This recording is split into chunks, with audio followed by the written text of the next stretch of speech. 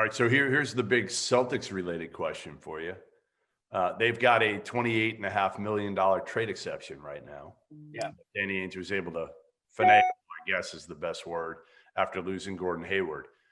Do you utilize that to try to bring in James Harden if you'd obviously have to give up picks? You'd have to give up somebody else. I don't know who that would be. You're not. I would prefer, look, this is just me as a fan, the aesthetics of it all, the whole thing. I've never been a big fan of his. I respect the talent. Obviously I don't want him. I like the group.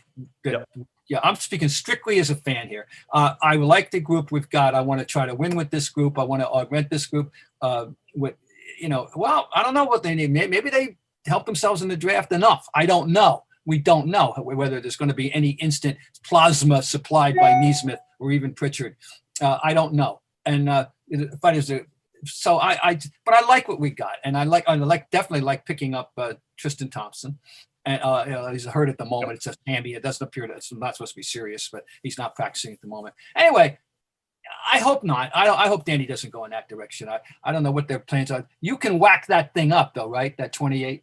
It's not you have to do it in one shot, right? You can. I don't know. I think it might be in one shot that you've got one trade exception. I'm not sure of the specifics, but I think, again, listen, you've got the money that you can go after a big time guy. Do you wait and see kind of what you need? And if Kemba, and we'll get onto this here in a second, but if Kemba isn't healthy, they're not, in my opinion, they're not going anywhere. They're not going anywhere without. Well, anywhere. They make the playoffs. Don't you think? I don't know. Really? Jeff Teague. With that forward pair, with Smart, wow. I mean, and now they got Thompson. We don't know what the kids are going to do. I mean, I like to think that they're going to get some use out of Neesmith right away. Probably make the playoffs. But, man, you got Jeff Teague as your starting point guard playing 35 minutes a game at that point. I don't know if you're a lock. I think, again, listen, I worry. To me, if the Celtics don't have a healthy Kemba Walker by February 1st, they're in major trouble. Like, they can kiss this season goodbye going deep in the playoffs. They got no chance. You lose Hayward, and then you're going to lose Kemba. I get you get Tristan Thompson's great as a auxiliary piece, but I don't think he gives you much different than what Daniel Tice does. He gives you toughness. He gives you rebounding. He gives you an athletic, hard-working forward. But it's not like either one of those guys. Neither one of them are scorers. No. Well, they don't need a scorer there. No. If they don't have Kemba. They don't have Kemba. Yeah. Right. I know. All right. Well, that's my big issue is if you don't have Kemba needs to be, he's got to be your number two guy. Tatum's clearly your number one now. I don't think anybody would argue with that. But Kemba's got to be your number two. And if they don't have him, you go from Kemba to Jeff Teague. And again, we didn't see a healthy Kemba last year.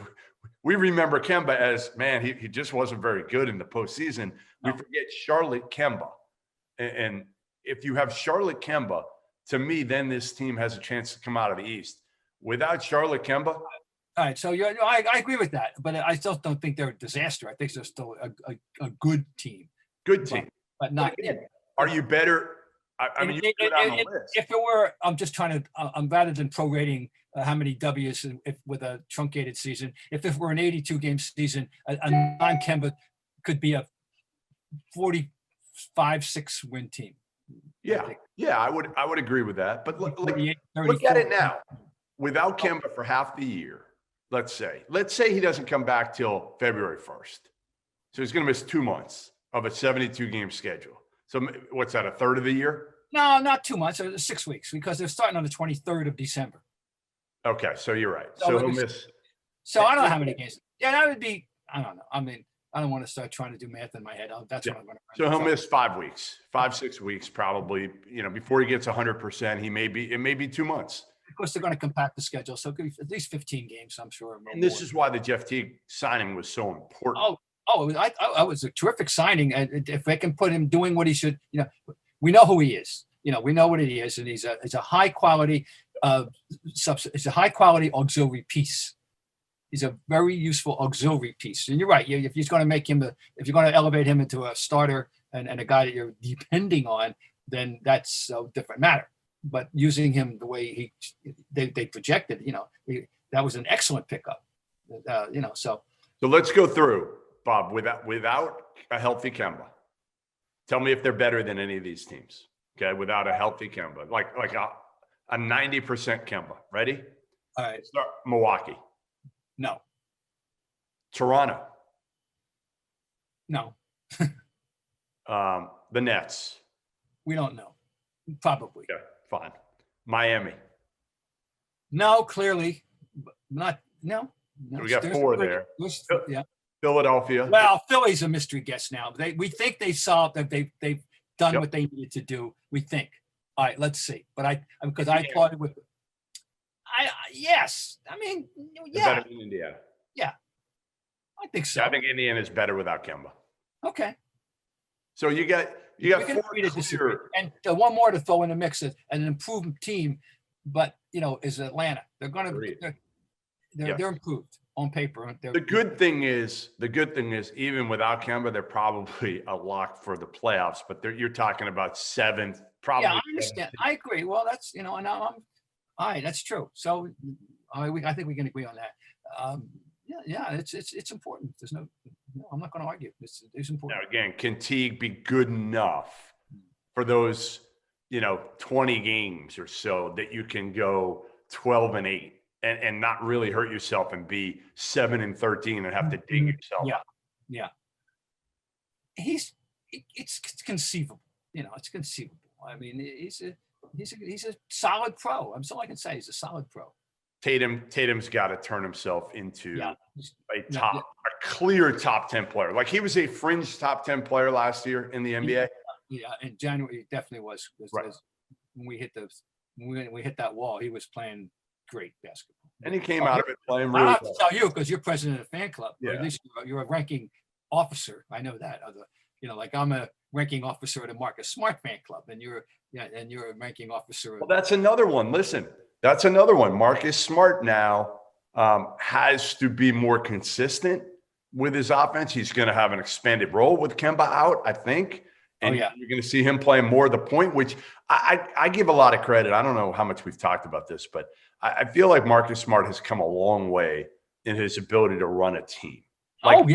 Forget about the shooting. The shooting is still, it's clearly way better than it was from the perimeter. He still has his great nights and his awful nights. But his decision-making is the part of his game that I respect more than anything else from when I first saw him in AU basketball, when he was just kind of just go and overpower people and try to get to the basket and physically. And he can't do that to the same degree now, but he can set up his teammates. He can pick his spots. He's good in pick and roll. So I think Marcus Smart is a guy that can take pressure off of Jeff Teague. If you play them together, I actually think they have a chance to be solid, better than solid in the backcourt. Well, I think you're going to see that pairing at times even with crunch time. Yeah, sure you will. No, I agree with you. He's I certainly didn't project the young Smart that rookie Smart. You never would have projected into having any kind of a role as a point guard and at all. And he's evolved. He's continually gotten better in every way. And so, there's increased pressure on him. It's amazing. Still think he's the ranking guy in seniority now. What is he, 26, 25? Yeah. It's insane. I mean, insane to me